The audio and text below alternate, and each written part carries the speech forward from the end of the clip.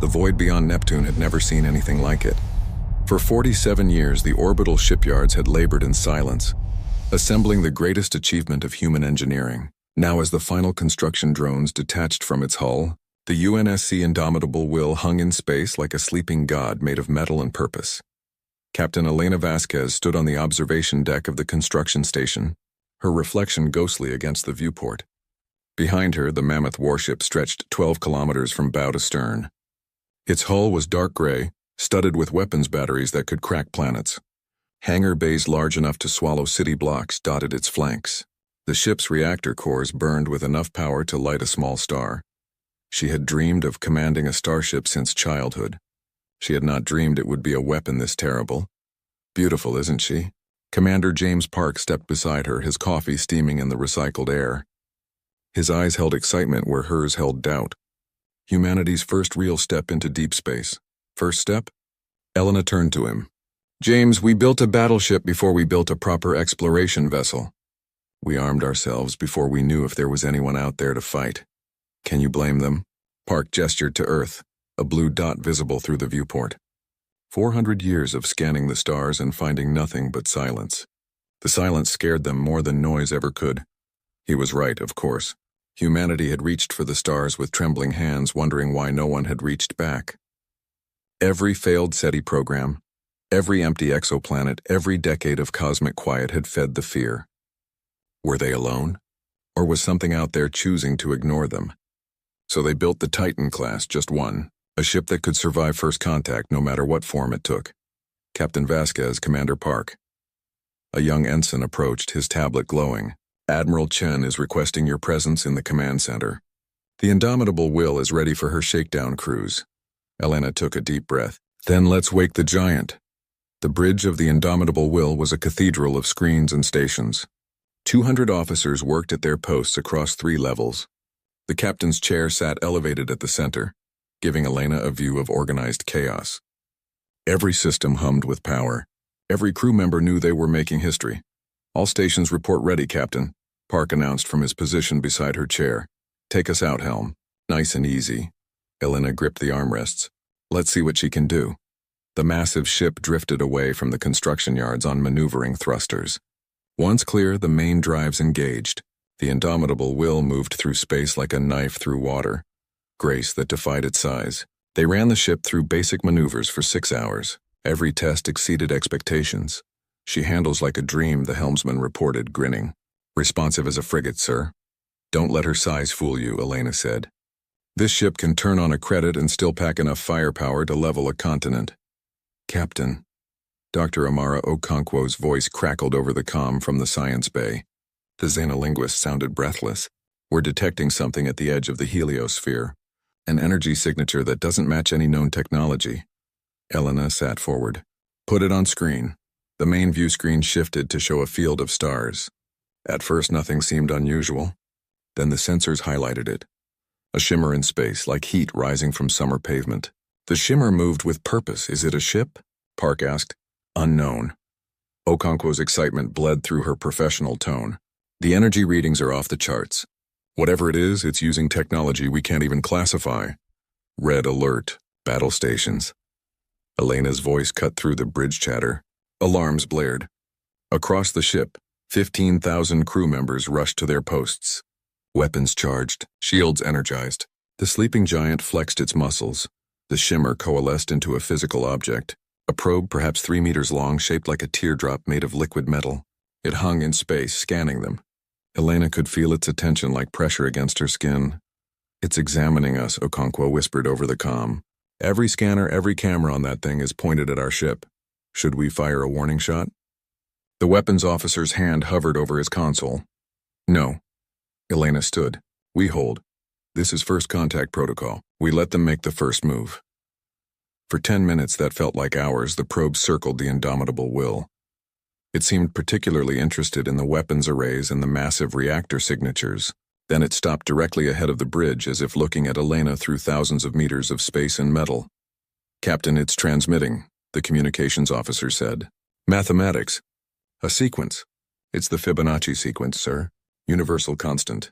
They're telling us they understand logic and order. Respond with the same, Elena ordered. Show them we understand, the human response transmitted. The probe pulsed once, a flash of light that sensors registered across a dozen spectrums. Then it did something impossible. Space tore open behind it. A wound in reality that glowed with colors Elena had no names for. A wormhole. A controlled wormhole that appeared and disappeared in seconds. Before vanishing through its impossible door, the probe transmitted one more thing. Coordinates. A location 30 light-years away and a time, 7 days from now. Then it was gone. The wormhole sealed itself. Space returned to normal. The bridge fell silent except for the hum of equipment. Did that just happen? Park's voice was barely audible. Elena turned to her science officer. Confirm those coordinates. Confirmed, Captain. The location is a neutron star system, in an unclaimed region of space. No planets, no apparent resources, nothing that would normally interest anyone. Except now it interests us. Elena sat back down, her mind racing. They watched us. They measured us. And now they've invited us somewhere. Or lured us into a trap, the tactical officer muttered. Maybe. Elena pulled up the coordinates on her personal screen. But we built this ship for exactly this moment. To represent humanity when we finally found out we weren't alone. Her finger hovered over the comm button that would connect her to Earth Command. Once she made this report, everything would change. Humanity would know, finally and forever, that other intelligence existed in the universe. The weight of that knowledge would transform civilization. Open a priority channel to Admiral Chen, she said quietly. The Admiral's face appeared on her screen 30 minutes later, the light delay making real conversation impossible. Elena delivered her report in clear, precise terms. She included every sensor reading, every byte of data the probe had transmitted. When she finished, she added her recommendation. Admiral, we should accept this invitation. The probe showed no hostile intent. It demonstrated technology centuries beyond ours, yet it chose communication over aggression. If we don't go, we'll spend the next 100 years wondering what we missed. She sent the transmission and waited. 47 minutes later, Chen's response arrived. The Admiral's face was grim, but there was fire in his eyes. Captain Vasquez, you have authorization to proceed to the coordinates. This is humanity's moment. Don't waste it. And Captain, the whole world is watching. Make us proud. Elena looked at her crew. Every face showed the same mixture of fear and wonder she felt. They had trained for combat, for exploration, for survival. None of them had truly believed this day would come. Set course for the coordinates, she ordered. Maximum safe speed. And someone wake up Dr. Okonkwo. She's going to want to prepare her first contact protocols. The indomitable will turned in space, its massive bulk moving with predatory grace. The stars ahead held answers to questions humanity had asked for centuries. As the FTL drives charged and the ship prepared to leap into the unknown, Elena whispered a prayer to a god she wasn't sure she believed in. Let us be ready for whatever comes next. The drives engaged. The ship vanished into faster-than-light space, carrying humanity's hopes and fears toward a meeting that would change the galaxy forever. The neutron star burned at the center of space like a wound in reality. Its surface spun at impossible speeds, warping light and gravity around it. But that cosmic violence was nothing compared to what orbited it. The threshold was a station beyond human comprehension. It stretched across 1,000 kilometers of space, rings within rings of metal and light. Some sections looked ancient, weathered by cosmic radiation. Other parts gleamed with technology that made human engineering look like cave paintings. The station had existed for so long that star maps had changed around it. Mother of God, Park breathed beside Elena as the indomitable will dropped out of FTL. How old is that thing? Sensors indicate parts of the structure predate human civilization by millennia, Okonkwo reported from her station. Her voice trembled with academic excitement. Captain, we're looking at archaeological treasure beyond price. This station has witnessed the rise and fall of empires we never knew existed. But Elena's attention was on the ships. Dozens of them, perhaps 50, surrounded the station in organized formations. Each one was different. Organic curves mixed with geometric precision. Ships that looked grown rather than built floated beside vessels of pure crystal and light. Some were small, barely larger than Earth shuttles. Others rivaled the indomitable will in size. Identify and catalog every ship, Elena ordered. I want to know what we're dealing with. The sensors worked overtime. Each scan revealed more impossible things. Ships with no visible engines that somehow moved. Vessels made of materials that shouldn't exist. Energy signatures that violated known physics. And all of them were watching the human battleship with what Elena could only interpret as shock. "Captain, we're being hailed," the communications officer said. "Audio and visual. They're using our language. Put it through." The view screen shifted. A being appeared that made Elena's breath catch. It was crystalline, faceted like a diamond with internal light pulsing through geometric patterns. No face, no obvious features, yet Elena felt intelligence radiating from it. The being spoke, and somehow the voice was warm despite coming from living crystal. "Welcome, humans of Earth. I am Ambassador Mediator Jrel of the Galactic Concordat. You have been expected, though your arrival comes at a complicated time." The being's light pulsed in what might have been concern. "Permission to board your vessel? There is much you need to understand and very little time." Elena glanced at Park. He nodded slowly. "Grant permission, Captain. We came here to talk. Ambassador Jrel, you are welcome aboard the Indomitable Will. We'll meet you in Conference Room Alpha." 20 minutes later, Elena sat across from something that redefined her understanding of life. Jrel occupied a specialized chair that seemed to grow from the floor. The crystalline being's light cast rainbow patterns across the walls. Dr. Okonkwo sat beside Elena, her eyes wide, recording everything. Park stood by the door, his hand never far from his sidearm. "You must forgive the reaction to your arrival," Jrel began. Its voice resonated from the crystal itself. "The galaxy has not seen a vessel of your ship's classification in 600 years. The last species to build such a thing used it to conquer 17 star systems before the Concordat stopped them. Our ship is defensive," Elena said carefully. "We built it because we didn't know what was out here. And you emerged armed for war because you assumed the worst." Jrel's light flickered. An understandable but concerning philosophy. The Concordat has spent millennia moving beyond such thinking. Okonkwo leaned forward. "How many species are in this Concordat?" 47 member civilizations, 63 in various stages of integration. The Concordat exists to facilitate peaceful cooperation, trade, and mutual defense. Jrel's light dimmed slightly, or it did until 3 years ago. "What happened 3 years ago?" Elena asked. "The Ktharvian swarm." Jrel's voice carried something Elena recognized despite the alien nature. It was fear. A hive mind species from beyond the galactic rim. They consume everything in their path. Resources, planets, ships. They take what they need and leave nothing behind. For 3 years they have pushed into Concordat space. We have lost 11 colony worlds, billions of lives. The room fell silent. Elena processed the information. "You're at war. We are defending. There is a difference." Jrel's light pulsed faster. "The Concordat has strict laws against aggressive warfare. But defense is permitted, even required." "And now you arrive in a ship that violates 3 separate treaties regarding Dreadnought-class vessels." "We didn't know about your treaties," Park said from the doorway. "Ignorance is not malice." "This is true." Jrel seemed to look at each of them in turn, though it had no eyes. "But it is still dangerous. Your ship carries weapons that could devastate fleets. Your reactor output exceeds Concordat safe limits by a factor of 20, and you achieved faster than light travel in 3 centuries. Most species require 2,000 years. Are you saying we developed too fast?" Okonkwo asked. "I am saying you developed unlike any species we have recorded, and that makes the Concordat nervous." Jrel's light steadied. "There is something else you must know. Your isolation was not accidental." Elena felt cold. "What do you mean?" 50,000 years ago, a beacon was placed around your solar system.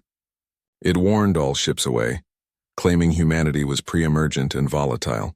That beacon only shut down 20 years ago, when your technology reached a threshold level. The Concordat has been watching since then, waiting to see what kind of civilization you would become. "Who placed the beacon?" Elena demanded, unknown. "The technology is older than any current Concordat member, but the warning was clear. Stay away from Earth." Park's hand moved to his sidearm. "Someone marked us as dangerous before we even developed civilization." "Why? That is the question, isn't it?" Jrel's light dimmed to almost nothing. "Perhaps you will help us answer it, if you survive what comes next." Before Elena could ask what that meant, alarms blared throughout the station. Jrel's light flashed urgent colors. The conference room's view screen activated automatically, showing a Concordat official speaking rapid alien language. "Translate," Elena ordered. The ship's computer processed the audio. Emergency. Distress call from the Kalari refugee convoy. Under attack by swarm forces. 18 bioships confirmed. 200,000 civilians in danger. Convoy escorts destroyed. All available ships respond. Jarrell stood, its crystalline body chiming with each movement. The convoy is 3 hours away at best speed. The nearest Concordat fleet is 7 hours distant. By the time help arrives, everyone will be dead. Elena looked at the tactical display. The convoy's position appeared on the map. The Indomitable Will was closer than any other vessel. 3 hours if they pushed the engines, maybe 2.5 if they risked structural damage, Captain. Park's voice was quiet but firm. We have to help. We don't know these people, Elena said, though her heart was already making the decision. We don't know the swarm, we'd be jumping into a combat situation blind. We built this ship to protect, Park said. Doesn't matter if we're protecting humans or aliens. It's still the right thing. Elena pulled up the communication link to Earth Command. Admiral Chen's face appeared. 47 light-years away and 30 minutes in the past. She couldn't wait for his approval. By the time any response arrived, the convoy would be gone. Dr. Okonkwo, Elena said slowly. If we do this, if we save those civilians, what message does it send? The xenolinguist thought for a moment. That humanity's first act among the stars is to risk everything for strangers. That we came prepared for war but chose mercy. She paused. Or it could be seen as us showing off our military power. First contact is complicated, Captain. Everything about this is complicated. Elena stood and faced Jarrell. If we save that convoy, will the Concordat see us as allies or threats? That depends on how you save them, Jarrell said. And whether you survive. Elena made her decision. Commander Park, sound general quarters. All hands to battle stations. Helm, plot a course to the convoy's position. Maximum speed, safety protocols optional. Captain, Earth Command hasn't authorized it, an officer began. I don't care. Elena's voice cut through the bridge chatter. There are 200,000 lives about to be erased from existence. We have a ship capable of changing that, so we're going to change it. Admiral Chen can court-martial me later if he wants. The Indomitable Will turned in space, its massive bulk pivoting with surprising speed. The FTL drives charged, pulling power from every available system. On the view screen, Elena could see other ships watching them, wondering what the humans would do. Ambassador Jarrell, Elena said as the crystal being prepared to leave. When we get back, I want to know everything about that beacon. Someone marked humanity as dangerous 50,000 years ago. I intend to find out why. If you survive, Jarrell said again. The swarm does not retreat. The swarm does not negotiate. You will face an enemy that cannot be reasoned with. Then it's a good thing we brought the biggest gun in the galaxy. Elena strapped into her command chair. Take us to FTL. Let's show the galaxy what humans do when strangers need help. The ship jumped, vanishing into impossible speed. Behind it, the threshold station watched in silence. The galaxy held its breath, waiting to see if humanity's first battle would be its last. The threshold's grand council chamber was designed to humble. It stretched upward for 300 meters. Its walls covered in symbols from civilizations that had risen and fallen before humans discovered fire. Representatives from 47 species occupied floating platforms arranged in a sphere, each positioned according to complex diplomatic protocols humanity had no part in creating. Elena stood at the center, feeling very small and very alone. Park and Okonkwo flanked her, but the three humans seemed like children in a room full of ancient beings. The species around them defied description. Beings of light and shadow, creatures that existed in multiple dimensions, a species that communicated through controlled nuclear reactions in their chest cavities. Ambassador Mediator Jarrell floated nearby, its crystalline form pulsing with diplomatic concern. They will ask difficult questions, Jarrell had warned before the session. Try not to start a war with your answers. A being that looked like liquid mercury held in a humanoid shape rose to speak. Its voice echoed from every direction at once. The Concordat recognizes the humans of Earth. You have requested formal consideration for membership. Before we proceed, you must answer for your vessel. The Indomitable Will exceeds all agreed-upon limits for military craft. Explain why your species chose to build a weapon of such magnitude. Elena took a breath. She had rehearsed this moment, but none of her preparations felt adequate. We built our ship because we were afraid. We reached for the stars alone, hearing nothing but silence. We didn't know if that silence meant we were alone or if something out there was choosing not to answer, so we built a ship that could protect us from whatever we found. Fear is justification for overwhelming force. A reptilian creature with 6 eyes spoke from above. The Threndian Empire also used fear to justify their conquests. They also built ships like yours. We had to stop them. We're not conquerors, Park said, his voice steady. We're explorers who came prepared for the worst. The worst often finds those who prepare for it. This voice came from below, from a being that looked like it was made from living plants. By building such a weapon, you invite conflict. You make others fear you, and fear breeds violence. With respect, Okonkwo stepped forward, her academic instincts taking over. Isn't that exactly what's happening right now? You fear us because we're different, because we developed quickly, because we don't fit your expectations. But we're here asking to talk, not threatening anyone. A murmur rippled through the chamber. Though Elena couldn't tell if it was approval or anger, species communicated in ways she couldn't interpret. Some reactions she could see, others she could only feel as shifts in the air or changes in light patterns. The human raises a valid point. Drell's voice cut through the noise. The Concordate's founding principle is dialogue before judgment. We cannot condemn a species for preparing to defend itself, especially when that species developed in complete isolation. Isolation that was enforced by the beacon, Elena said. She had been waiting for the right moment to bring this up. Someone marked our solar system as forbidden territory 50,000 years ago. We'd like to know who and why. The chamber fell completely silent. Elena felt the weight of that silence like physical pressure. She had touched on something that made even these ancient species uncomfortable. Finally, a voice spoke from the shadows. It sounded old, older than any sound Elena had ever heard. The beacon's creators are lost to time. But the warning was clear. Humanity's ancestors encountered another species and destroyed them utterly, so thoroughly that only warnings remain. Elena felt her stomach drop. What? 50,000 years ago, before your species had written language, something happened on Earth. Archaeological evidence suggests a conflict between early humans and another intelligent species. When it ended, only humans remained. The victors were deemed too dangerous to contact until they matured. That's impossible, Park whispered. Our ancestors were using stone tools 50,000 years ago. How could they fight an interstellar species? How indeed. The shadowy being moved into better light. It was huge, vaguely insectoid, with mandibles that clicked as it spoke. Perhaps you were always destined to be warriors. Perhaps that is simply what humans are.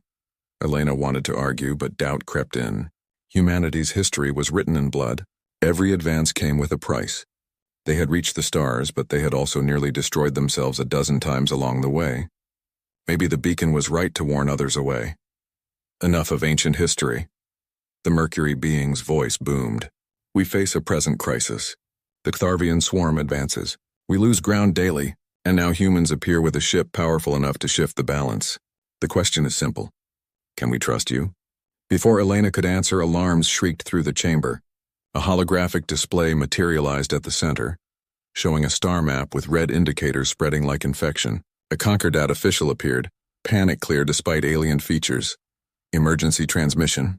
The Kalari refugee convoy is under attack. Civilian vessels. 200,000 souls. 18 swarm bioships confirmed. All escort craft destroyed.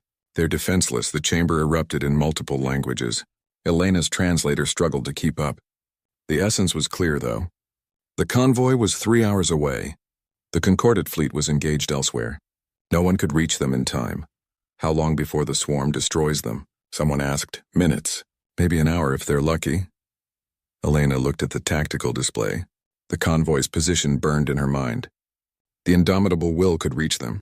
Not easily, not safely, but possible. 2.5 hours if they pushed every system to the limit. Captain Vasquez. Drell's light pulsed urgent colors. What you are considering is dangerous. You would reveal your ship's capabilities. You would enter combat against an enemy you don't understand, and you have no authorization from your government. I know, Elena said quietly, then louder to the entire chamber. How many species are represented in that convoy? The Concordate official checked data. 12. Families fleeing the swarm advanced, children, elderly, they were promised sanctuary. Elena looked at Park. Her executive officer nodded once. She looked at Okonkwo, who whispered, This is how we introduce ourselves to the galaxy. Concordat representatives. Elena's voice rang through the chamber. You asked if you can trust humanity. We can't answer that with words, but we can answer with actions. She turned to face as many species as possible. The indomitable will is the closest ship to that convoy. We're going to save them. You risk your only warship for strangers? The reptilian Threndian asked. We risk it for people who need help. That's what the ship was built for. Elena activated her comm link.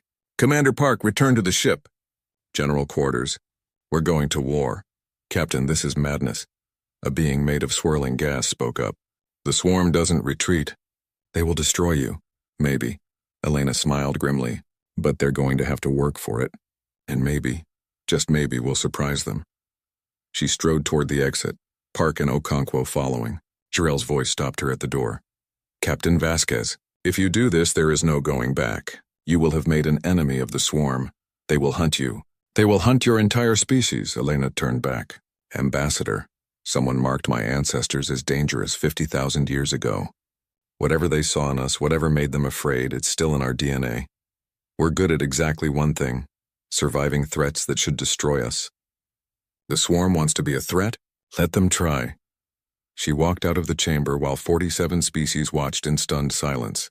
Some saw bravery, others saw arrogance, a few saw hope, and one or two ancient species saw something else entirely. They saw shadows of a species they thought was extinct, resurrecting itself in human form. On the bridge of the indomitable will, Elena dropped into her command chair. Her crew looked at her with faith she hoped she deserved.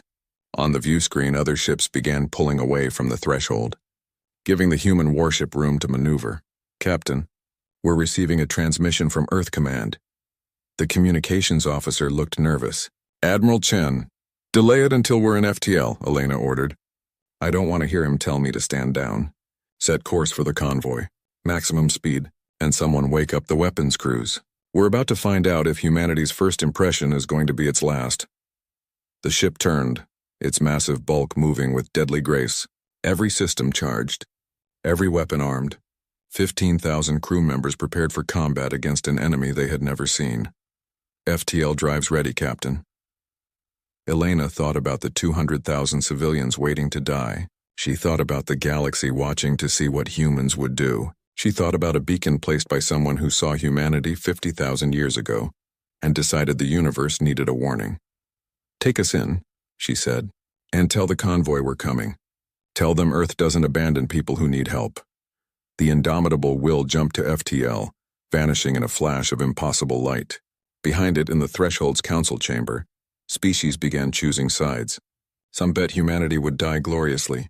Others bet they would flee when faced with the swarm's fury. But a very few ancient species bet on something different. They bet that 50,000 years ago, something had recognized what humanity could become, and they bet that prophecy was about to come true.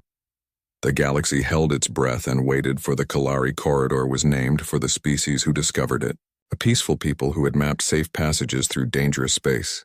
Now it was a graveyard. Debris from destroyed ships tumbled through the void. Each piece representing lives ended in fire and vacuum. The indomitable will dropped out of FTL at the edge of the battlefield, and Elena's heart sank. The convoy stretched across thousands of kilometers, hundreds of civilian ships trying desperately to flee. They were colony vessels, transports, converted cargo haulers. None of them were built for combat, and tearing through them like sharks through fish were the swarm. Mother of God, Park whispered. The swarm bioships defied human understanding of vessel design. They were living things grown rather than built. Organic curves and biological weapon systems that pulsed with bioluminescent light. Each ship was easily a kilometer long, covered in what looked like chitinous armor. They moved with insect-like precision, coordinated by the hive mind that connected them. 18 confirmed, the tactical officer reported, her voice shaking slightly. They're firing some kind of organic projectile, acid-based from the readings. It's eating through the convoy ships like they're paper. Elena watched civilians die in real time. A transport vessel tried to turn away, too slow and too late. A swarm ship fired and green biological matter splashed across the transport's hull. The metal dissolved in seconds. The ship broke apart, venting atmosphere and bodies into space. How many dead already? Elena asked quietly. Best estimate 13,000. Captain, if we don't act now, there won't be anyone left to save. Elena stood, her command chair forgotten. All hands, this is the captain. We came to the stars hoping to find friends. Instead, we found evil eating the innocent. Everything we built, every weapon on this ship was made for exactly this moment. Today we show the galaxy who humanity is. Today we fight. The crew roared approval, their voices echoing through the ship's intercoms. 15,000 humans ready to face nightmare. Tactical, what are their weak points? Unknown, Captain. We've never fought them before. Best guess is target the bioluminescent nodes. They might be sensory organs or weapon systems. Then we make them hurt and learn as we go. Elena's voice was ice and iron. All weapons free. Target the ships attacking civilians. Railguns, missiles, everything. Show them what human war looks like. The indomitable will surged forward at full combat speed. The massive battleship closed the distance in seconds, its weapon systems locking onto targets. The first salvo was a statement.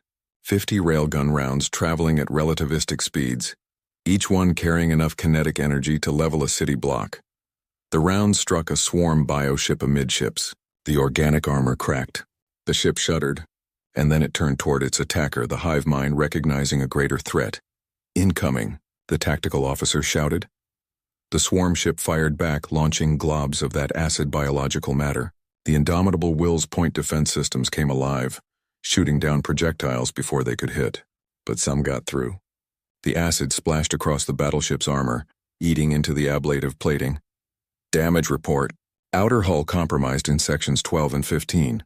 The armor's holding, but that stuff is nasty, Captain. It's like nothing we've ever seen.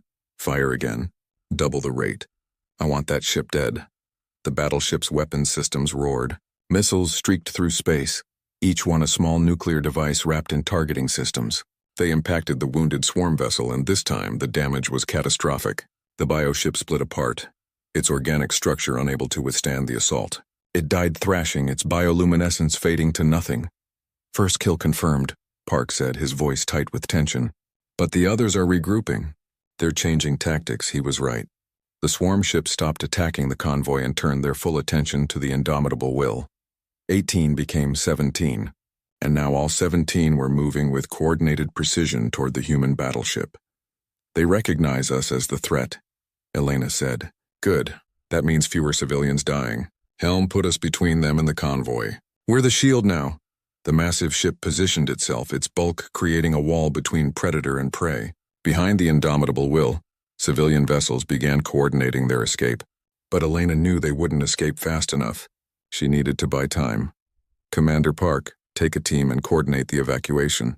Use our shuttle bays, our cargo holds, every available space.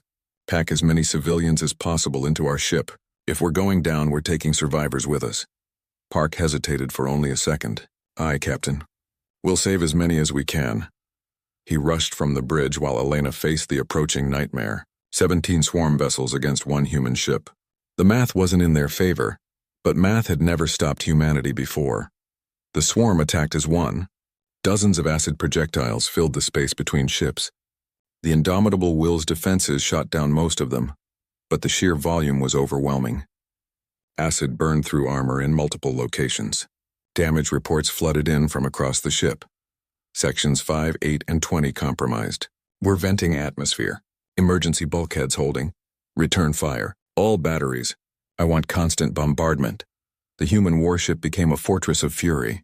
Every weapon system fired in rotation, creating a continuous stream of destruction. Railguns tore through bioships. Missiles exploded against organic armor. Laser batteries burned holes through chitinous plating. The swarm ships took damage, but they kept coming.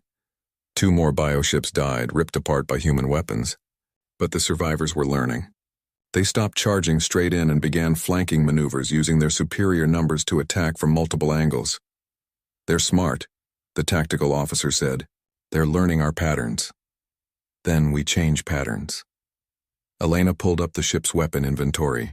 There, at the bottom of the list, was the experimental system, the Nova Lance, a weapon that focused the ship's reactor output into a beam of star core temperatures. It had never been tested in combat. Hell, it had barely been tested at all. Tactical, prepare the Nova Lance. The bridge went silent. Everyone knew about the Lance, everyone knew it was risky. The weapon drew so much power that firing it could damage the ship's reactor. And if it failed, they would be defenseless. "Captain, the lance is untested," the weapons officer said carefully. "If something goes wrong, then something goes wrong and we die fighting instead of running. Charge the system. I want full power." Deep in the Indomitable Will's engineering section, reactors that could power a small city redirected their output to a single focusing array. The ship's lights dimmed as power drained from everything non-essential. On the bridge, targeting computers calculated angles and distances for a weapon that had only existed in simulations. Multiple swarm ships closing. "They're concentrating fire on our engineering section. Captain, they're trying to kill our engines. They want to cripple us before we can escape." Elena watched the enemy ships tighten their formation. They're making themselves a perfect target. Tactical. Lock the Nova Lance on the center of their formation. "Locked, Captain. Ready to fire on your mark." Elena looked at the view screen. Behind the Indomitable Will, Park's evacuation shuttles were pulling civilians from dying ships. They had saved maybe 50,000. A quarter of the convoy. Not enough. Never enough. But something. The swarm focused all fire on the battleship's engines. Explosions rippled across the stern. The ship shuddered. Emergency alarms screamed through every deck. Engineering reports critical damage. "We're losing reactor containment. Captain, if we don't shut down now, we risk a core breach." Elena smiled, cold and fierce. "Tactical, fire the Nova Lance." Firing, the universe went white. The Indomitable Will's bow split open, revealing the focusing array. Every reactor poured its fury into a single beam of energy, so intense it was visible as a solid line across space. The beam struck the center of the swarm formation and reality bent. For 3 seconds, a piece of a star existed where there had been vacuum. The temperature reached millions of degrees. Matter didn't burn or melt at that temperature. It simply ceased to exist. 10 swarm bioships vanished, erased from the universe by human fury. Then the beam cut off. The Indomitable Will's reactors screamed in protest. Half the ship's systems went offline. Emergency power kicked in, barely keeping life support active. On the bridge, consoles sparked and died. "Damage report," Elena gasped, her ears ringing from the overload. "Reactor 3 is gone. Reactors 1 and 2 are operating at 30%. We've lost main weapons, shields are down, and..." The officer's voice broke. "Captain, engineering reports massive structural damage. We're venting plasma from a dozen hull breaches. But on the view screen, only 7 swarm ships remained, 7 out of 18, and those 7 were retreating, the hive mind recognizing that it had encountered something it couldn't easily defeat. "They're running." Park's voice came over the comm from the hangar bay.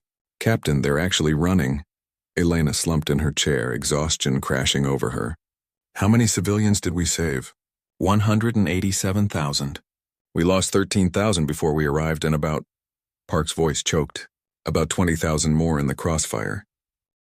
2 weeks after the battle, the Indomitable Will hung in dock at the threshold like a wounded animal. Repair drones swarmed over its hull, sealing breaches and replacing damaged sections. The massive battleship looked like it had fought a war and barely survived. Which was accurate. Captain Elena Vasquez stood in the observation lounge watching the repairs through floor-to-ceiling viewports. Her reflection stared back and she barely recognized herself. Dark circles under her eyes. New lines on her face. The weight of command had always been heavy, but now it felt crushing. "You should sleep," Dr. Okonkwo said, approaching with 2 cups of coffee.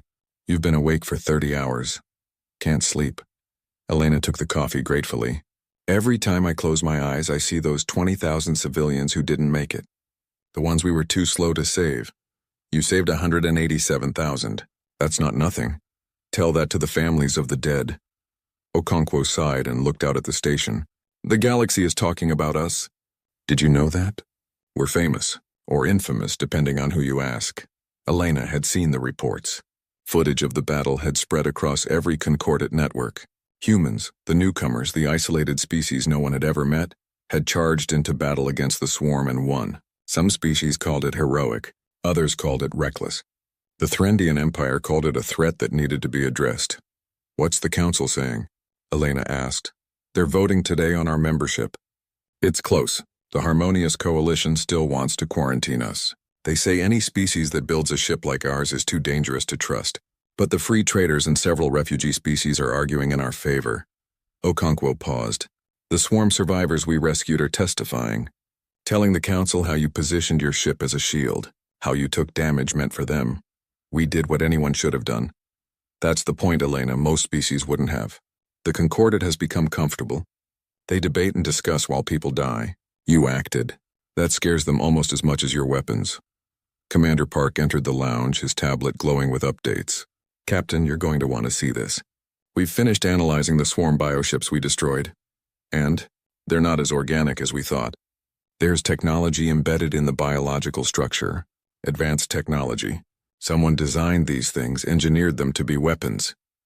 Park pulled up a hologram showing the ship's internal structure. See these nodes? They're control systems. The biological parts are just the frame. The real intelligence is technological. Elena studied the image. So the swarm isn't just a hive mind.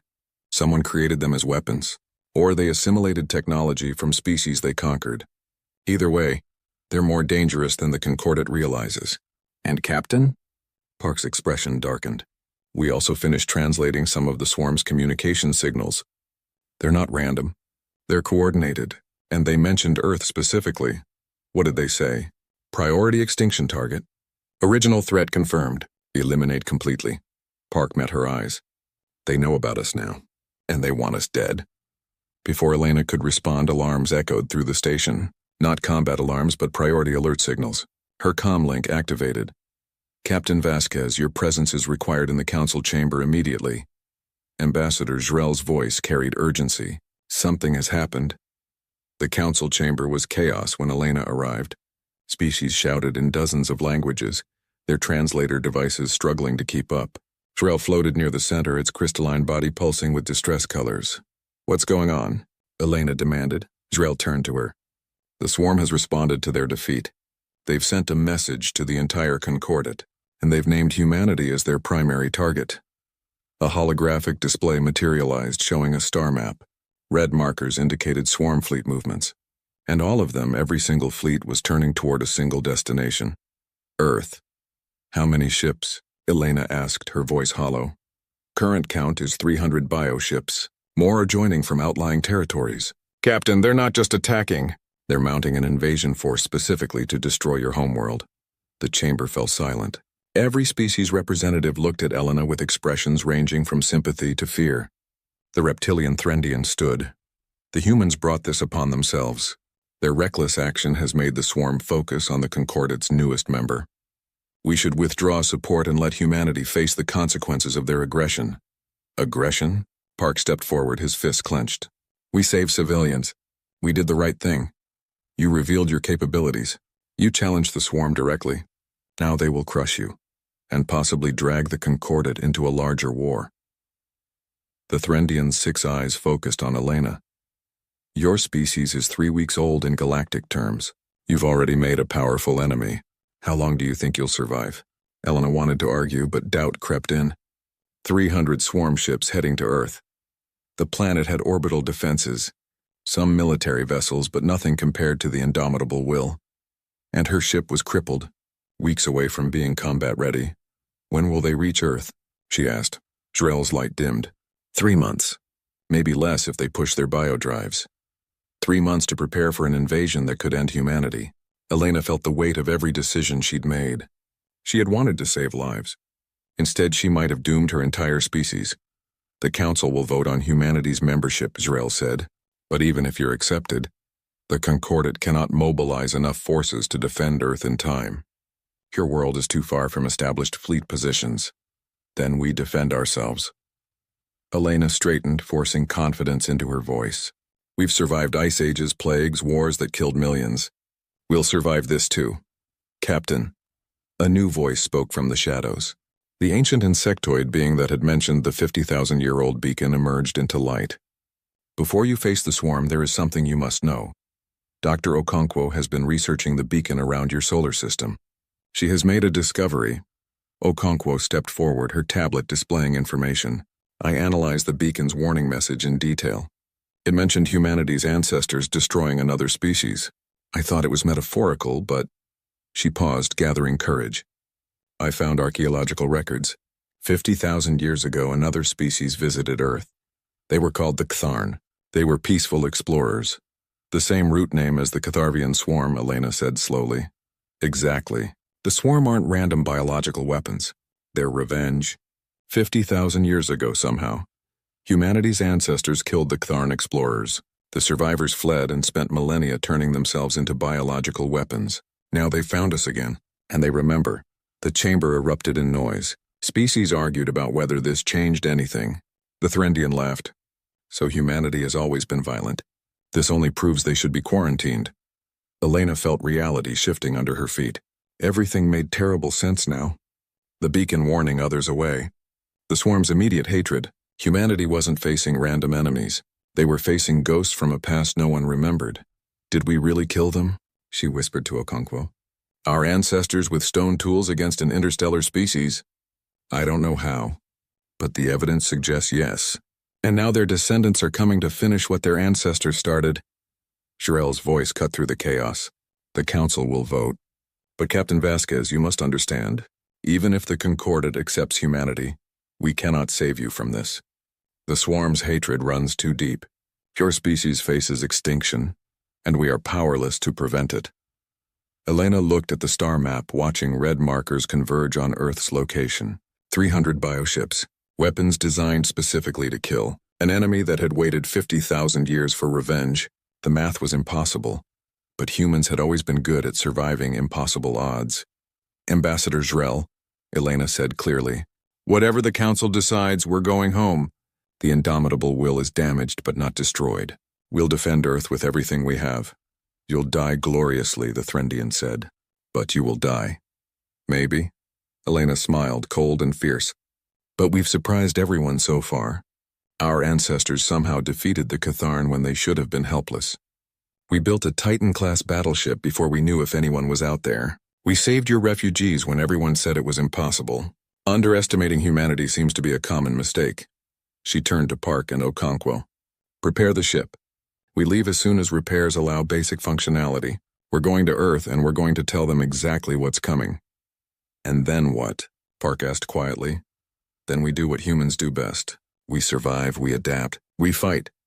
Elena looked back at the assembled species. 50,000 years ago, something happened that made the galaxy fear us. Now the swarm is coming to destroy us. Maybe they'll succeed. Or maybe they're about to learn why that beacon was placed around Earth in the first place. The council voted that evening. Humanity was granted provisional membership in the Galactic Concordat by a narrow margin. But the support came with a caveat. The indomitable will would remain the only Titan-class humanity could possess, and human expansion into space would be monitored closely. The UESS Vanguard limped back into Earth orbit 3 weeks after the war began. Sarah Chen stood on her bridge and looked at her homeworld through the viewing port. From space, the scars of battle were visible. Blackened craters where cities had stood, debris fields where orbital platforms had defended against the Council fleet. But Earth was still there. Still spinning, still alive. Captain, we're being hailed by Earth Defense Command, her communications officer reported. Put them through. Admiral Okoro's face appeared on the screen. He looked older than Sarah remembered, his hair grayer, his face more lined. War-age people faster than time ever could. Behind him, she could see the operations center rebuilding itself. Crews working around the clock to restore what the Council had destroyed. Welcome home, Captain Chen, Okoro said. You and your fleet accomplished the mission beyond expectations. 3 Council founding species neutralized, their military capability destroyed, and minimal civilian casualties on our part. Thank you, sir, Sarah replied. But the words felt hollow. She had destroyed 3 civilizations. Yes, they had attacked Earth first. Yes, they had tried to exterminate humanity, but that didn't change what she had done. The Council is dissolving as we speak, Okoro continued. 40 species have retreated to their homeworlds.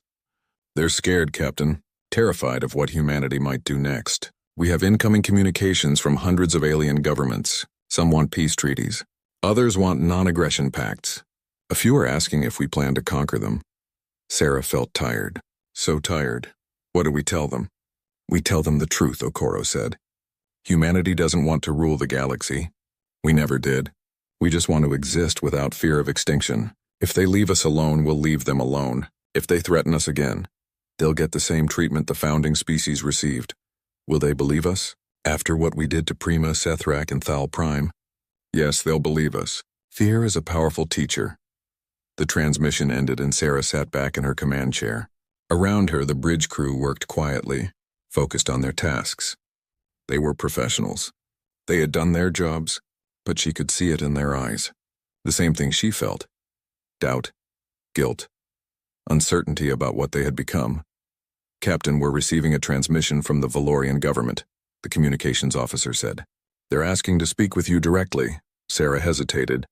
What could she possibly say to them? Sorry I destroyed your military? Sorry your people live in fear now? Put them through. The screen showed an elderly Valorian female with scales that had lost their luster. She looked broken, defeated. Captain Chen, I am Council Leader Mira. I was the one who voted for your species quarantine. I know who you are, Sarah said coldly. I want you to know that I thought I was doing the right thing. Mira continued. We studied human history. Your wars, your violence, the way you treat your own kind. We were afraid of what you might become if given access to the galaxy, so you tried to cage us. Yes, and now my world lies defenseless because of that decision. My people huddle in fear, waiting for your ships to return and finish what you started. Mira's voice cracked. I am asking you, one leader to another, what are your intentions? Will you conquer us, enslave us, exterminate us? Sarah looked at the broken alien leader and felt her anger drain away. Mira wasn't a monster. She was just afraid. Afraid of the unknown, afraid of change, afraid that humanity's capacity for violence would spread to the stars. And she had been right to be afraid. Because humanity had spread that violence, just not in the way Mira expected. Council Leader Mira, humanity doesn't want to conquer anyone, Sarah said. We never did. We joined the council hoping to learn and share and grow together. You betrayed that hope. You tried to destroy us, so we showed you what happens when you push humanity too far. She leaned forward. But we're not going to finish the job. We're not going to kill your people or occupy your world. We're going to leave you alive to rebuild. And every time you look at your empty shipyards and ruined defenses, you'll remember this lesson. Leave humanity alone. Mira's eyes filled with tears. How do we trust you? How do we know you won't attack us again? The same way we're supposed to trust you, Sarah replied. You can't know. You can only hope. Welcome to how humanity has felt for the past 15 years. The transmission ended. Sarah stood up and walked to the viewing port. Earth hung below her, beautiful and fragile. How many people had died defending it? How many more would die in the future because of what humanity had become? A week later, representatives from 20 different species arrived at Earth orbit. They came in small ships, unarmed, showing every sign of peaceful intent. They wanted to talk, to negotiate, to find a way forward that didn't end in more war. Admiral Okoro met with them in a newly constructed space station. Sarah attended as well, along with other human military leaders and Earth's civilian government.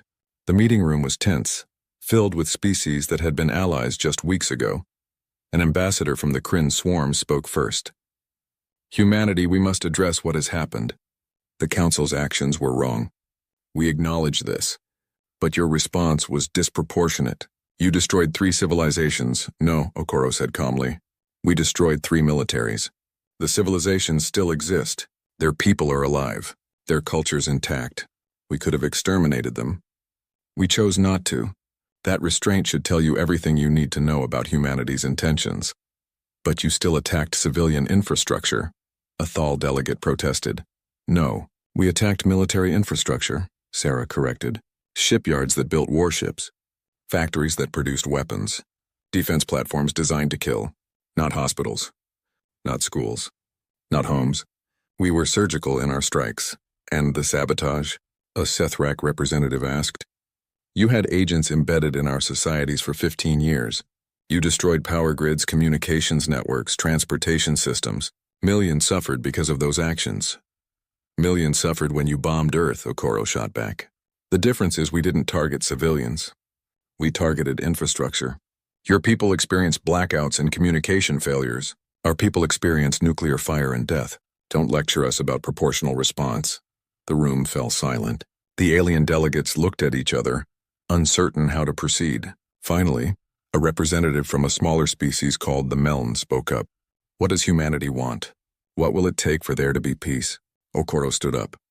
We want what we've always wanted. To be left alone to live our lives in peace. We want borders that are respected. We want the right to defend ourselves without being called aggressive. We want to trade and share knowledge with species that treat us as equals, not as threats to be managed. He looked at each delegate, but most importantly, we want every species in this galaxy to understand one simple fact. We will never be victims again.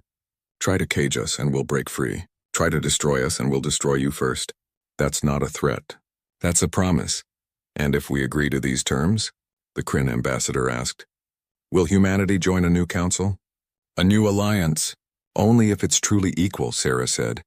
No founding species. No elder races with special privileges. Every species gets one vote, regardless of how old their civilization is or how many worlds they control.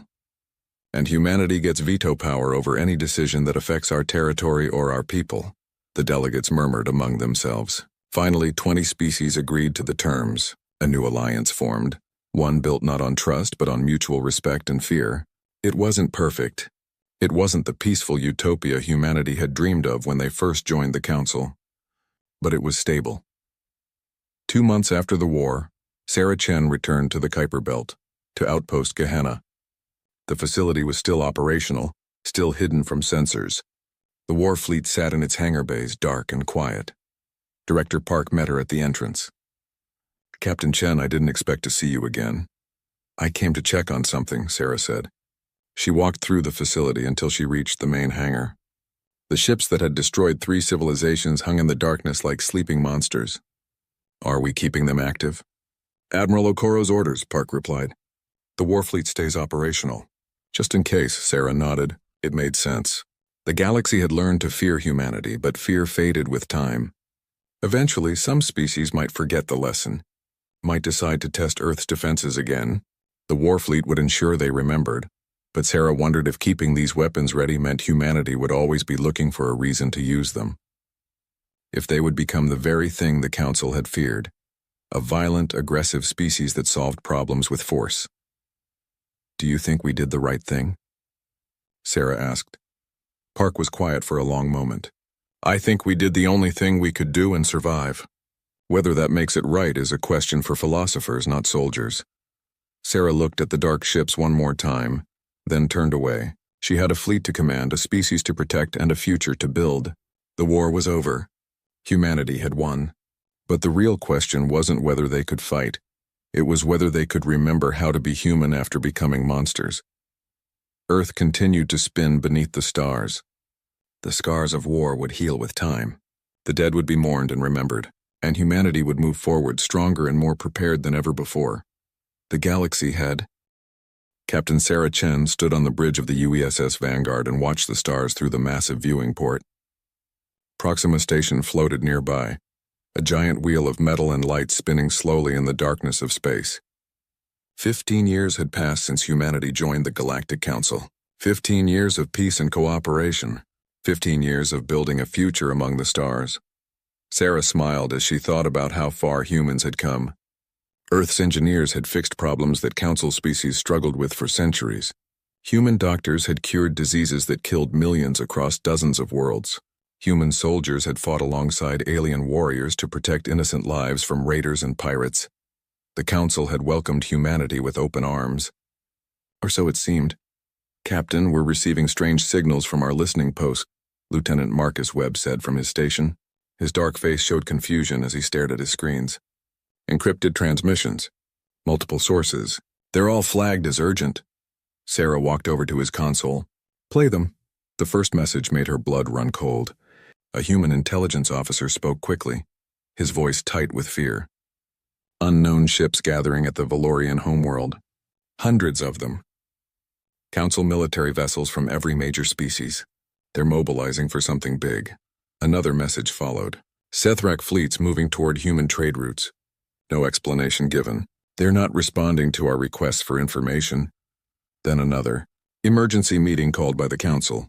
All human delegates excluded. This has never happened before. Sarah felt her stomach twist into knots. Something was very wrong. She opened her mouth to order a tactical alert when every light on the station suddenly changed to red. Captain, the station's shields just activated, Webb shouted. We're trapped inside the perimeter. All human ships are locked in. Sarah's hand moved to the communications console. This is Captain Chen to all human vessels. Battle stations.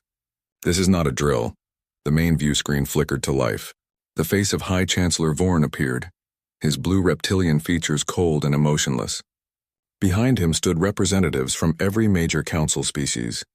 Sarah recognized them all. She had shared meals with some of them, had laughed at their jokes, had trusted them. Attention all human vessels, Vorn said, his voice carrying across every frequency. The Galactic Council has reached a unanimous decision regarding the human species.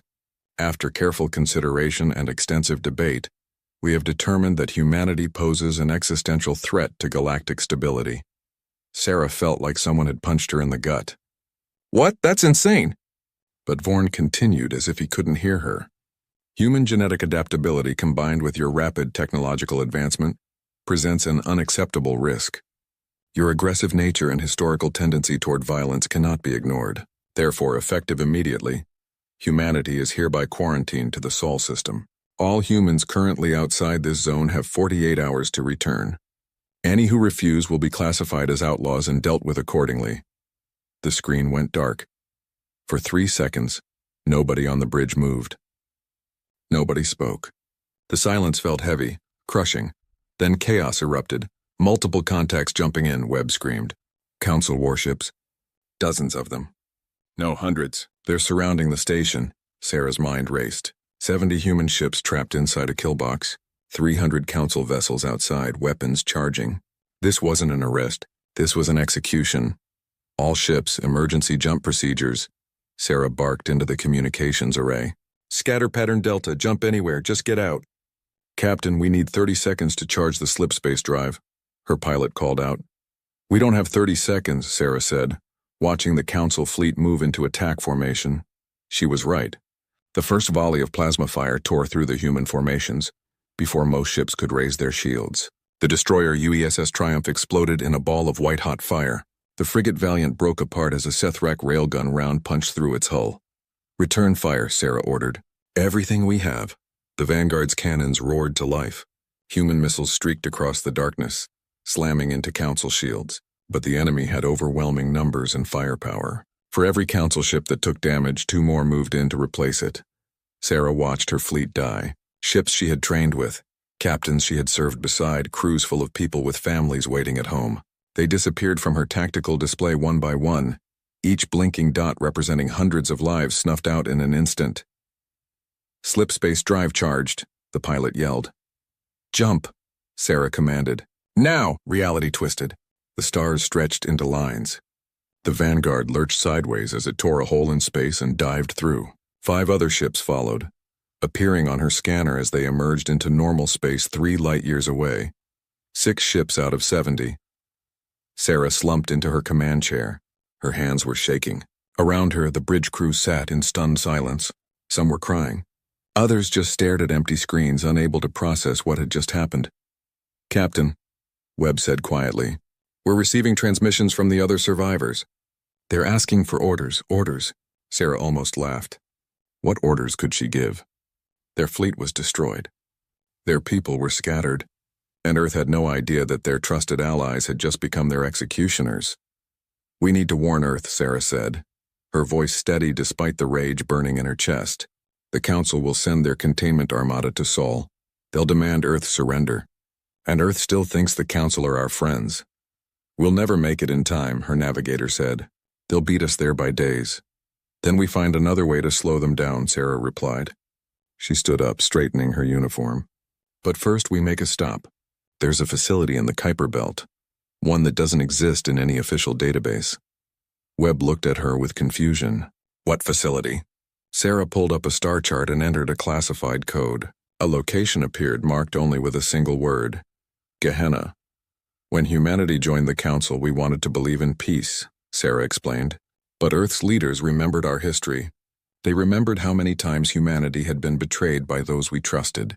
So they asked themselves one question. What if we're wrong about them? The bridge crew leaned forward, listening. They built an insurance policy, Sarah continued. A secret shipyard in the deepest part of our solar system. They told no one except a select few officers. I'm one of them. What's at this facility? Webb asked. Sarah's expression hardened. Her eyes held a cold fury that made her crew shiver. The means to make the Council regret they ever heard the name humanity. The Vanguard turned away from Council space and set course for Earth. Behind them, at Proxima Station, Council workers were already cleaning up the debris. The battle had been so one-sided that some of them joked about it. They laughed about how the humans had barely fought back. None of them knew they had just started a war. None of them understood what humanity was capable of when pushed to the edge of extinction. They would learn soon enough. The Council had made a terrible mistake. They had shown humanity that the galaxy was not a safe place. That peace was an illusion. That survival required strength and the will to use it. Captain Sarah Chen looked at the stars ahead and made a silent promise to every human who died at Proxima Station. The Council wanted to see if humanity was dangerous. They were about to find out just how dangerous a cornered animal could be. The Council armada dropped out of slipspace at the edge of the Sol system like a swarm of metal locusts. 1,000 warships, the largest fleet ever assembled in galactic history. Their shields glowed with power. Their weapons hummed with deadly energy. This was not a battle force. This was an overwhelming show of strength, meant to break humanity's spirit before a single shot was fired. High Chancellor Vorn stood on the bridge of the flagship Eternal Justice and looked at the small blue planet in the distance. Earth. Such a tiny world to cause so much trouble. He activated the communication array, ready to deliver his ultimatum. People of Earth, you have 48 hours to surrender all military assets and submit to Council authority. Resistance is futile. The response came immediately, but it was not what Vorn expected. Council Fleet, this is Admiral James Okoro, Earth Defense Command. Your terms are rejected. Leave our system now or face the consequences. Vorn's scaled face twisted into something like a smile. Consequences? From these primitives? Admiral, you have perhaps 100 ships. We have 1,000. Your defenses cannot stand against us. I urge you to reconsider for the sake of your people. You're right, Okoro replied. We don't have 100 ships. Vorn felt a moment of satisfaction. Finally, these humans were seeing reason. We have 1,053. The tactical display exploded with contacts. Ships emerged from behind asteroids, from the rings of Saturn, from beneath the ice of Europa. They had been hiding, waiting, scattered throughout the solar system like seeds waiting for spring. Vorn stared at the screen in disbelief. Impossible. Our intelligence report said they only had 100 vessels under construction. His second-in-command, a Thal officer with 4 arms, checked the data twice. The readings are confirmed, Chancellor. Over 1,000 human warships are moving to intercept us. How? Vorn demanded. How did they build so many so quickly? He didn't understand humanity. The Council species took decades to construct a single warship because they built them carefully, peacefully, with long breaks for their crews to rest. Humans didn't rest. Humans worked in shifts around the clock, pushing their bodies to the limit. Human factories ran day and night, churning out weapons and ships with an efficiency that bordered on obsession. The Council had mistaken humanity's friendliness for weakness. They had confused patience with inability. They were about to learn the truth. The first wave of human ships slammed into the Council's forward positions. The battle was nothing like what Vorn expected. Human vessels didn't form neat defensive lines. They swarmed like angry wasps, attacking from every angle at once. They fired at point-blank range where shields were weakest. They rammed damaged ships, sacrificing themselves to take out larger targets. A human destroyer appeared on Vorn's view screen, so close he could see the scoring on its hull. It fired everything it had directly into the Eternal Justice's shield generator. The shields flickered and died. Before they could recharge, 3 more human ships converged on the flagship, their cannons blazing. Get us out of here, Vorn screamed. The battle raged for 2 weeks. Every day the Council pushed deeper into the Sol system. Every day, humans made them pay for every kilometer in blood and metal. The space around Earth became a graveyard of shattered vessels from both sides. Council commanders sent reports back to their homeworlds describing the humans with fear and confusion. These were not the cooperative scientists and friendly diplomats they had known. These were warriors who fought with a savagery that terrified species who had forgotten what real war looked like. Human boarding parties were the worst. When Council ships were crippled, Humans didn't just destroy them. They boarded them. Human Marines in heavy armor stormed through corridors with weapons that fired solid projectiles instead of energy beams. When their guns ran out of ammunition, they used knives. When the knives broke, they used their fists. A Sethrak captain survived a boarding action and sent a trembling report to the fleet command. They don't stop. We shot one of them 6 times and he kept coming. They're not soldiers. They're demons. But numbers eventually won. The Council had more ships, more resources, more firepower. Earth's orbital defense platforms fell one by one. Human ships retreated to make final stands around their homeworld. Then the bombardment began. Orbital strikes hit military bases across the planet. Sydney disappeared in nuclear fire. Mumbai became a crater. São Paulo burned. Millions of civilians died in minutes as precision weapons turned cities into ash. Earth's government broadcast a message on all channels. We surrender. Please stop. We surrender. The bombardment ceased. Council ships held their positions, weapons still charged and ready. High Chancellor Vorn's face appeared on every screen on Earth. You have made the wise choice. As terms of your surrender, all military leadership will be executed for crimes against galactic peace. Your remaining fleet will be dismantled. Earth will be placed under Council oversight. You have 24 hours to comply. Admiral Okoro appeared in the broadcast, his dark face calm despite the destruction around him. Understood, Chancellor. We will comply with all terms. I will transmit the codes for our remaining defense systems within the hour. Vorn nodded with satisfaction. Another rebellious species brought to heel. The galaxy would remain stable and orderly under Council guidance. Deep in the Pacific Ocean, in a bunker that survived the bombardment, Okoro ended the transmission. His senior staff gathered around him, their faces grim. Did the ghost signal transmit? Okoro asked. His communications officer nodded. Every human ship, every human station, every human settlement received it. The sleeper agents are activated, and Captain Chen, she reached Gehenna 3 days ago. The Warfleet is preparing to launch. Okoro stood and walked to a wall display showing Earth from orbit. Smoke rose from a dozen cities. His home was burning. His people were dying. And the Council thought they had won. 15 years, Okoro said quietly. We spent 15 years placing our people throughout Council. Space, scientists, engineers, teachers, diplomats. Everyone thought they were there to learn and share knowledge. He turned to face his staff. They were there to sabotage every critical system the Council depends on.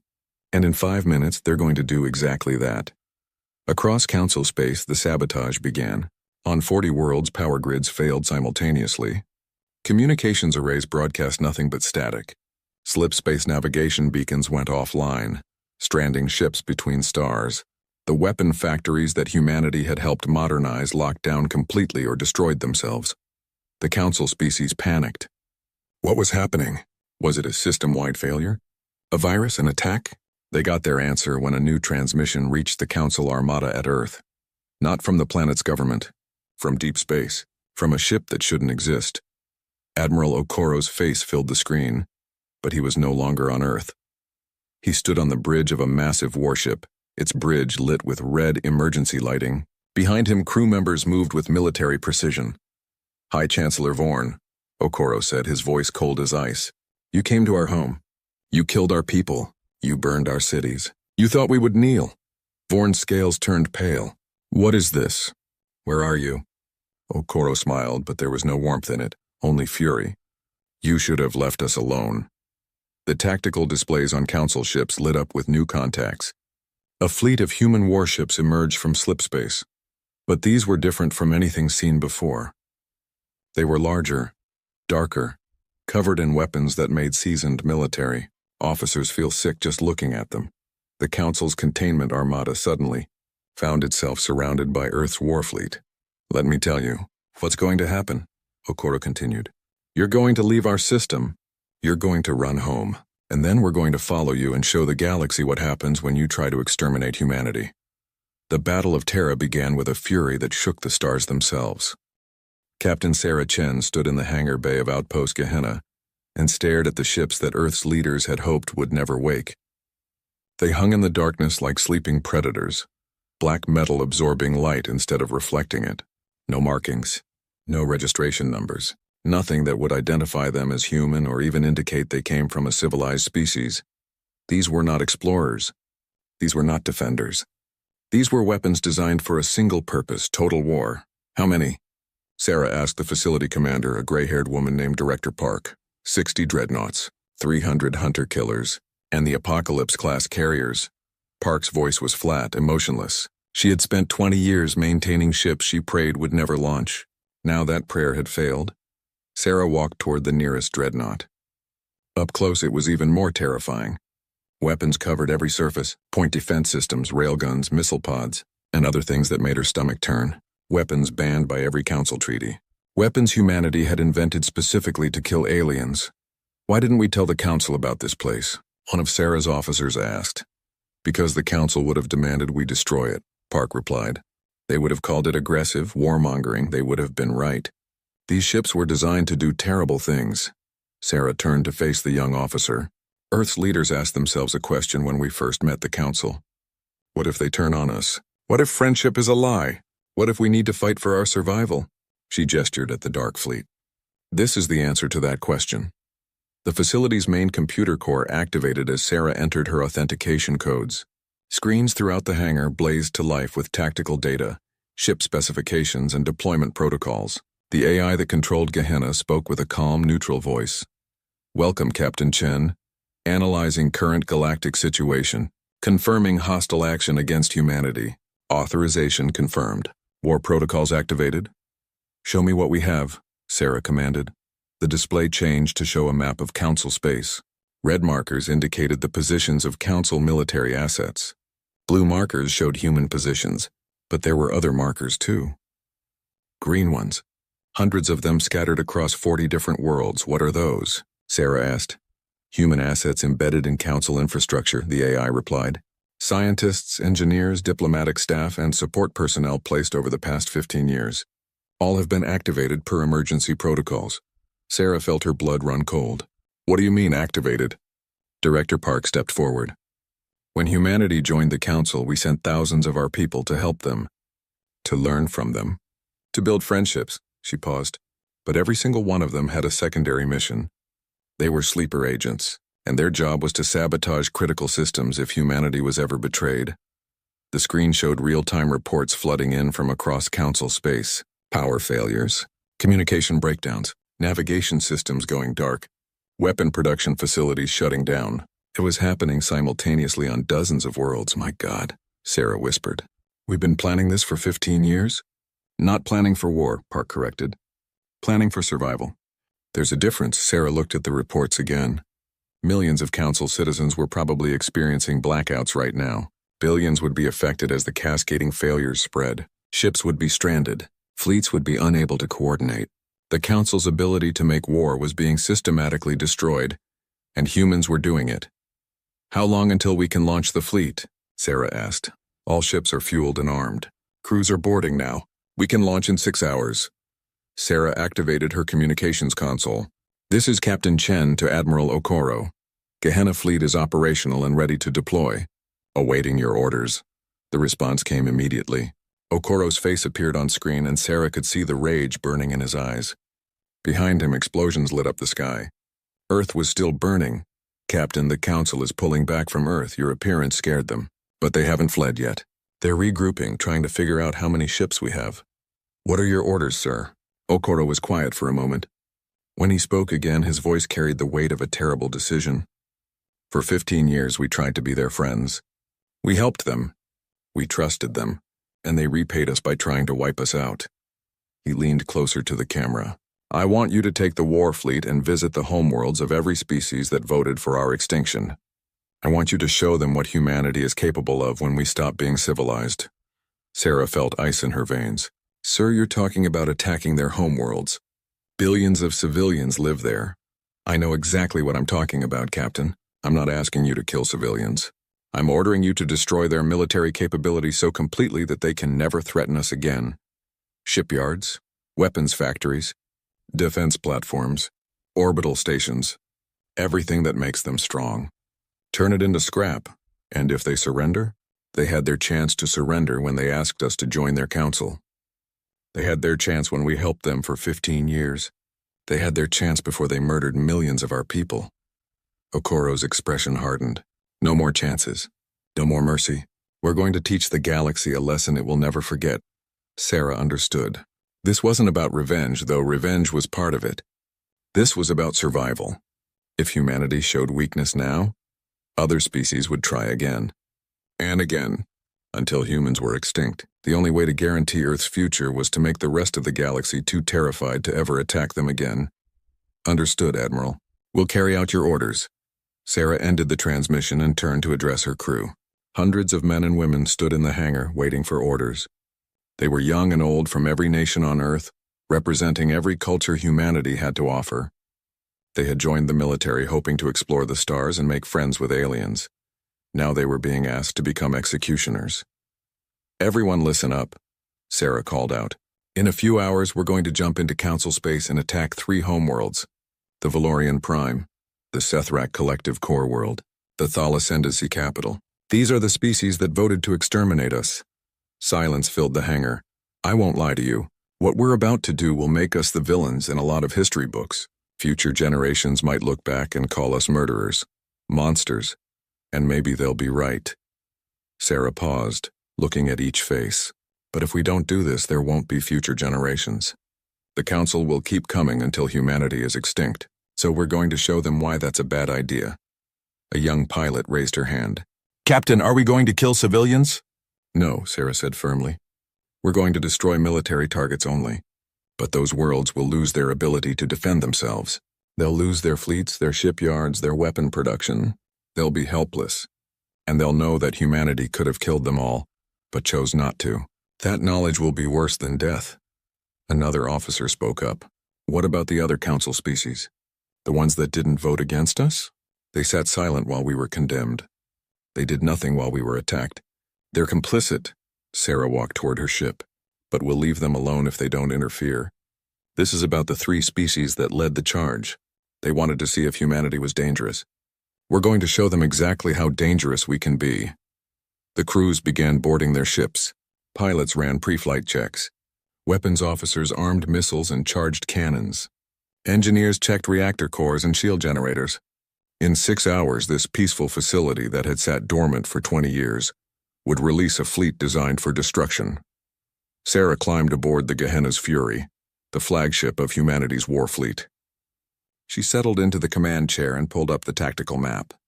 The distance to the Valorian homeworld was 12 light-years. Their slip space drives could cover that in 3 hours. 3 hours until humanity stopped being the victim and became the monster. Sarah activated the ship-wide communications. All vessels, this is Captain Chen. In 6 hours, we launch. Our mission is clear. Our cause is just. The Council tried to exterminate us. We're going to make sure they never try again. She looked at the countdown timer on her screen. 6 hours until launch. 6 hours until the galaxy learned to fear humanity. 6 hours until nothing would ever be the same. The Valorian homeworld was called Prima, and it had never known war. For 3,000 years, the Valorians had lived in peace, protected by treaties and diplomacy. Their orbital defense platforms were old and poorly maintained. After all, who would dare attack the founding species of the Galactic Council? Defense Commander Zelak watched his sensors with confusion as unknown contacts appeared at the edge of the system. Hundreds of ships dropping out of slip space in perfect formation. He ran the signatures through the database and felt his blood turn to ice when he saw the results. Human warships. This must be a mistake, Zelak muttered. The humans had been crushed at Earth, their fleet destroyed, their world bombed into submission. What were they doing here? He activated the communications array. Unidentified vessels, you are entering Valorian space without authorization. Identify yourselves immediately. The response came from a human woman with cold eyes and a voice like frozen steel. This is Captain Sarah Chen of the Earth Defense Force. We're here to deliver a message. I don't understand, Zelak said. Your fleet was destroyed. You surrendered. That was Earth's defensive fleet, Chen replied. This is our war fleet. The one we built just in case our new friends decided to stab us in the back. Turns out we were right to be paranoid. Zelak's hands moved across his console, activating the defense platforms. But nothing happened. The platform's status lights showed red across the board. Systems failure. All of them at once, looking for your defenses? Chen asked. Human engineers helped design those systems, remember? We know exactly how they work. And more importantly, we know how to make them not work. You can't do this, Zalek protested. This is a civilian world. There are billions of people here. You should have thought about civilians before you bombed Earth, Chen said. But don't worry. We're not like you. We're not going to kill your children. We're just going to make sure you can never kill ours again. The human fleet spread out across the system with terrifying precision. They moved like a pack of wolves, each ship knowing exactly where to go without needing orders. This wasn't a battle formation. This was a hunt. The first target was the orbital shipyards where Valorian warships were constructed. Human missiles tore through the massive structures, turning them into expanding clouds of debris. Workers evacuated in escape pods and the human ships let them go. They weren't targeting people. They were targeting capability. Next came the weapon production facilities on Prima's 3 moons. Railgun fire reduced the factories to molten craters. Centuries of weapons manufacturing capacity disappeared in minutes. The planetary defense grid was already offline thanks to human sabotage, but the humans destroyed it anyway. Every satellite, every missile platform, every gun emplacement that protected Prima from attack was systematically eliminated. Zelek watched in horror as his world's defenses were stripped away like layers of an onion. He sent desperate messages to the Council fleet begging for help. But the Council ships were scattered across dozens of systems, dealing with their own infrastructure failures. Nobody was coming to save Prima. In orbit around the planet, Sarah Chen watched the destruction with mixed feelings. Part of her felt sick at what she was doing. These were the same shipyards where she had trained with Valorian officers.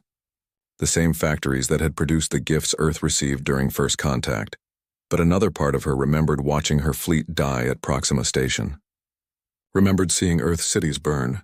Remembered the screams on the communications channels as millions died.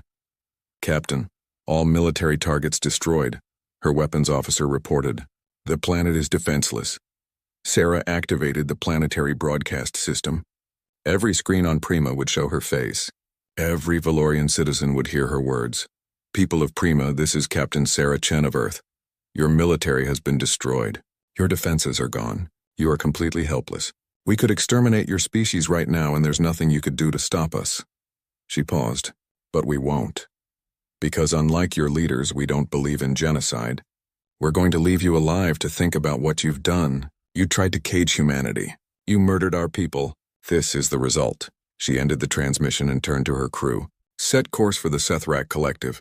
Let's go visit our other friends. Across the galaxy, the same scene played out at the Sethrak homeworld. Their automated defense grid, upgraded with human technology, turned against them. Or rather, it did nothing at all. The humans had installed backdoors in the code, kill switches that would render the entire system useless.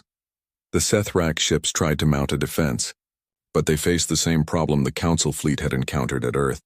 Human tactics made no sense to them. The humans didn't follow proper military doctrine. They didn't form defensive lines or maintain proper spacing. They swarmed. They attacked from unexpected angles. They used suicide runs to take out larger ships. They fought like animals, not soldiers. A human destroyer called the Retribution rammed a Sethrak battlecruiser at full speed, its captain broadcasting one final message before impact. For Sydney. The battlecruiser broke in half. Another human ship, badly damaged and venting atmosphere, locked onto a Sethrak carrier and engaged its self-destruct. The explosion consumed both vessels. The human captain's last words were, "For Mumbai." The Sethrak fleet broke. They had never faced an enemy willing to die to win. Their military philosophy was based on preserving ships and lives, on fighting efficiently and retreating when the cost became too high. Humans didn't retreat. Humans kept coming even when they were dying. It wasn't courage. It was fury. It was rage given form and purpose. The Sethrak orbital installations fell just like the Valorian ones. Shipyards destroyed. Weapons factories reduced to rubble. Defense platforms turned into scrap metal. The Sethrak Collective, one of the most powerful species in the Council, was reduced to a helpless civilization in the span of 6 hours.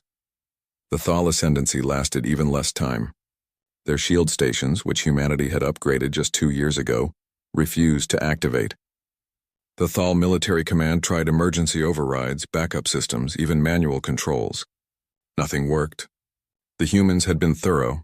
Sarah Chen delivered the same message to all three worlds. We could kill you. We choose not to. Learn from this. But the real message was unspoken and clear. Humanity is not your friend anymore. Humanity is what you feared we would become, and you have no one to blame but yourselves. The war fleet regrouped at a rally point between the three devastated homeworlds. Sarah pulled up a tactical map, showing the current state of Council space. Dozens of species were experiencing massive infrastructure failures. Military production had ground to a halt. Communication between worlds was spotty at best. And now 3 of the Council's founding species were defenseless, their military capability shattered. Captain, her communications officer, said, "We're receiving hundreds of transmissions from other Council species. They're begging us to stop. Some are offering alliances, some are threatening to unite against us." Sarah almost laughed. "Tell them we'll stop when we're sure Earth is safe. As for their threats, they can look at Prima, Sethrak, and Thal Prime and ask themselves if they really want to fight us." Admiral Okoro's face appeared on her screen. "Captain Chen, excellent work. The Council is in chaos. Their founding species are out of the war permanently. The other species are too scared to move." "What now, sir?" Sarah asked. "Now we go home," Okoro replied. "We've made our point. The galaxy knows what happens when you threaten humanity. Let them think about that for a while." "They'll rebuild eventually," Sarah pointed out. "This isn't over." "No, it's not," Okoro agreed. "But it'll take them decades to recover, and by then Earth will be even stronger. We'll make sure no one ever catches us unprepared again." The war fleet turned toward Earth, leaving 3 broken civilizations in their wake. On Prima, Valorian leaders surveyed the ruins of their military and wept. On the Sethrak homeworld, citizens huddled in their homes, terrified that the humans would return to finish the job. On Thal Prime, the government collapsed as riots broke out. The Galactic Council held an emergency session, but it was pointless. The Council was dead. The founding species were crippled. The remaining species were too busy dealing with sabotage and infrastructure failures to coordinate any kind of response. Humanity had won the war in 3 days. But the real question was what would happen next. Would the galaxy unite against humanity? Would there be peace? Would Earth become a conqueror or a protector? Sarah Chen looked at the stars and wondered what kind of future they had created. They had survived. They had proven their strength. But at what cost? And what would humanity become now that it had tasted victory?